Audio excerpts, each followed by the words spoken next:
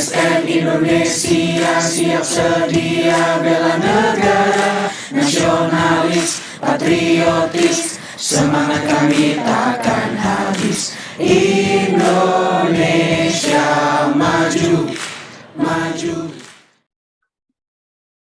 Bismillahirrahmanirrahim. Assalamualaikum warahmatullahi wabarakatuh. Salam, Om Swastiastu, Namo Buddhaya, salam kebajikan. Pada kesempatan ini, izinkan kami memperkenalkan diri. Kami dari kelompok 2, saya Galih, dan rekan saya diantaranya Saudari Wulan, kemudian Saudari Rika, kemudian Saudara Rifan, dan Saudara Ridwan, dan yang terakhir Saudari Kira, yang akan mempresentasikan terkait isu global, yaitu hoax, sebagai penugasan latihan dasar CPNS tahun 2022. Selanjutnya, menurut KBBI, hoax adalah berita bohong. Hoax adalah berita atau pesan yang isinya tidak dapat dipertanggungjawabkan, atau bohong, atau palsu, baik dari segi sumber maupun isi. Sifatnya lebih banyak mengadu domba kelompok-kelompok yang menjadi sasaran dengan isi pemberitaan yang tidak benar. Selanjutnya, adapun ciri-ciri hoax. Yang pertama, sumber informasi atau medianya tidak jelas identitasnya.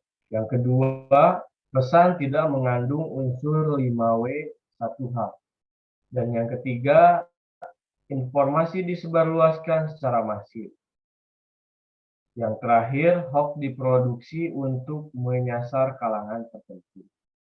Selanjutnya, slide selanjutnya akan dipresentasikan oleh Saudari Wulan. Silahkan, Ibu Wulan. Berikut ini ada beberapa bentuk-bentuk hoax yang banyak tersebar di kalangan masyarakat. Pertama itu ada bentuk tulisan. Bentuk tulisan ini bisa berupa artikel yang di-post di media cetak ataupun di media online. Di media online ini bisa dari berita-berita online atau dari media sosial, dan juga pesan-pesan yang disampaikan melalui aplikasi chatting di WhatsApp. Kemudian ada bentuk video editan. Video editan ini bisa berupa video-video yang dipotong-potong, kemudian disatukan menjadi sebuah video yang berbeda dengan maksud tujuan menyebarkan berita kebohongan.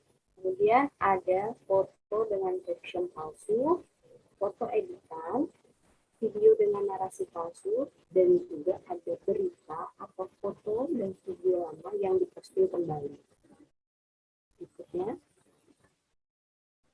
dapat dilihat di sini ada beberapa media yang menjadi tempat penyebaran hoax. Ada televisi atau radio, email, media cetak, situs web, aplikasi chatting, dan juga sosial media. Dapat dilihat data ini bahwa sosial media adalah media yang paling besar menjadi tempat penyebaran hoax. Kemudian di urutan kedua ada aplikasi chatting, dan yang urutan ketiga ada spam.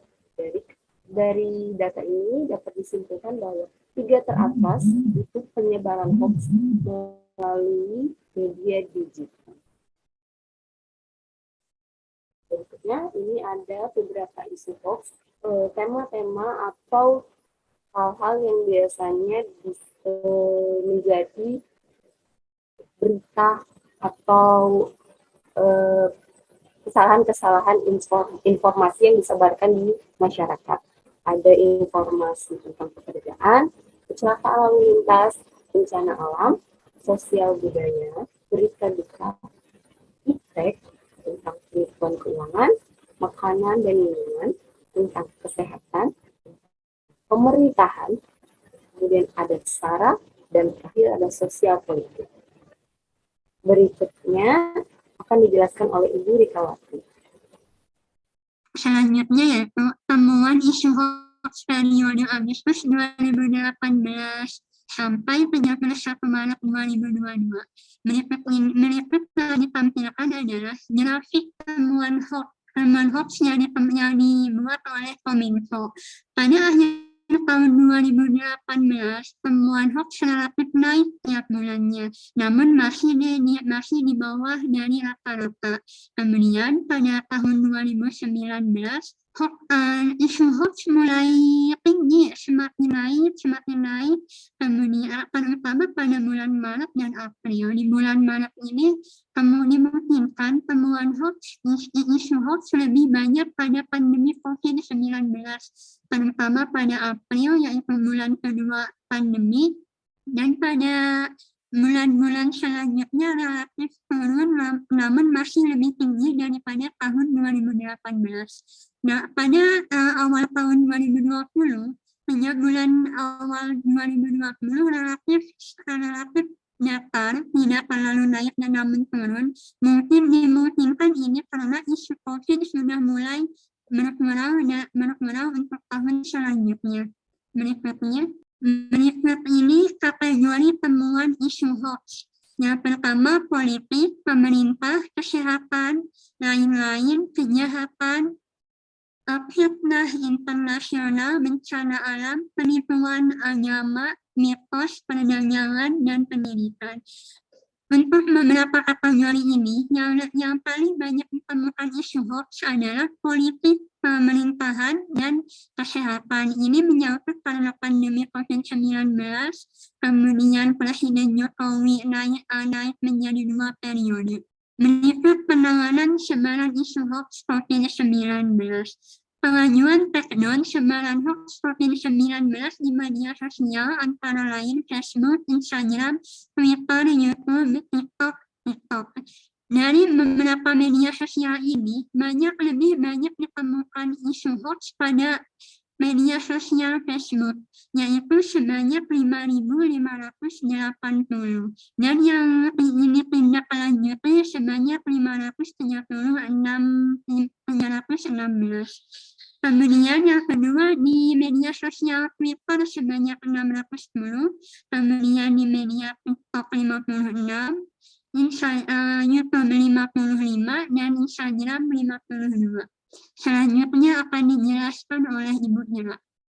Di sini ada elemen berita hoax. Biasanya berita hoax ini menggunakan kalimat persuasif yang memaksa, seperti ada atau mengandung kalimat-kalimat sebarkanlah, viralkanlah, dan lain sejenisnya. Dan selanjutnya berita hoax juga berisi artikel penuh huruf besar dan tanda seru. Dan juga isinya tersebut merujuk pada kejadian dengan istilah kemarin, 2 hari yang lalu, seminggu yang lalu, dan bahkan tidak ada tanggal dan hari yang jelas. Dan biasanya berita hoax lebih berisi merupakan atau tentang opini seseorang dan bukan merupakan fakta. Dan itu terkesan menakut-nakuti atau menyesatkan penerima berita. Dan selanjutnya berita hoax juga biasanya tidak disertai dengan nomor surat.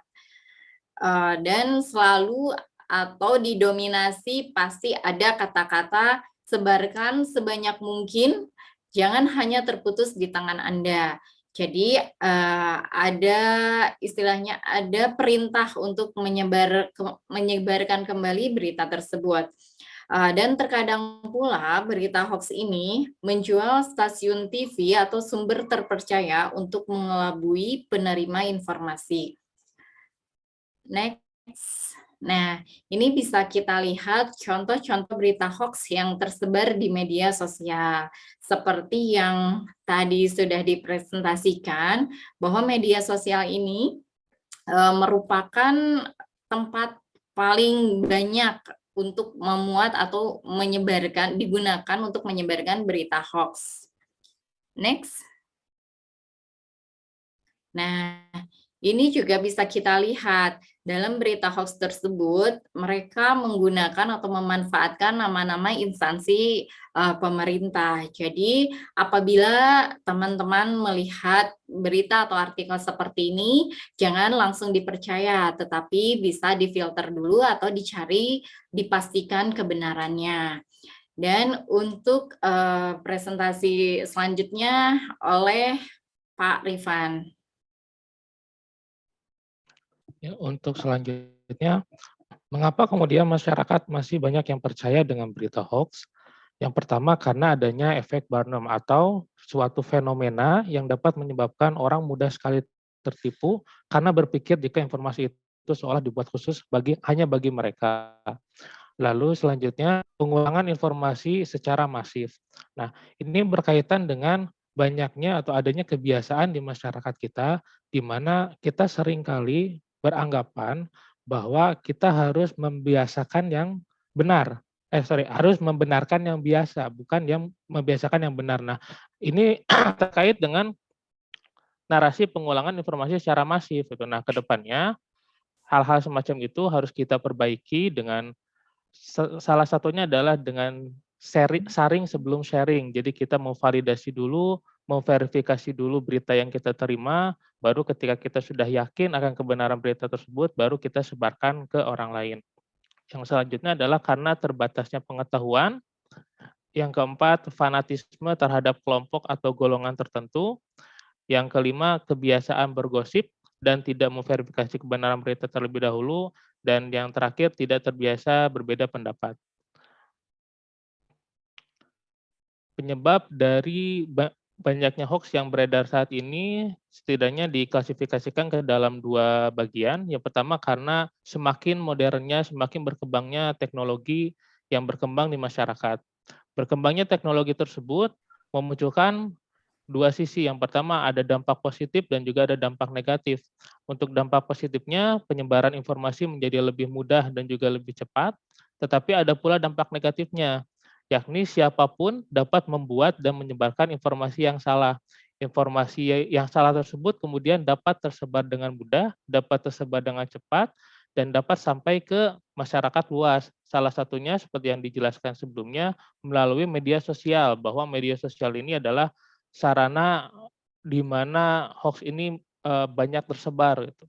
Nah, dengan berkembangnya teknologi, media sosial kemudian dapat berdampak positif dan juga dapat berdampak negatif.